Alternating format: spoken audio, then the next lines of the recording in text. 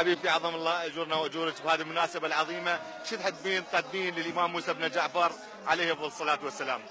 نعزي صاحب العصر والزمان والامه الاسلاميه باستشهاد الامام موسى الكاظم عليه السلام.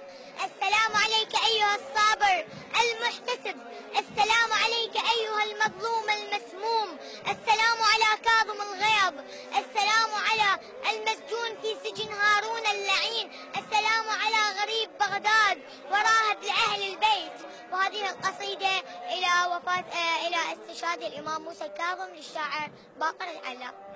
مشي الموسى بن جعفر كل سنة نروح، مشي الموسى بن جعفر كل سنة نروح، وعلينا الجسر شاهد طول عمره، وعلينا الجسر شاهد طول عمره، تلقانا الجسر ويشيلنا شيول، وعلى اشتافه نصل ضفة الأخرة. الجسر نفسه الجسر بس العدد زاد، وإذا زاد العدد لازم نعبره، وعلى عناد الحقد ورادنا الموت للكاظم مشي نروح ونذكره، وإذا الإرهاب ضايج كمشي الروح اندكها مشي الحجة والعمرة، اندكها مشي الحجة والعمرة.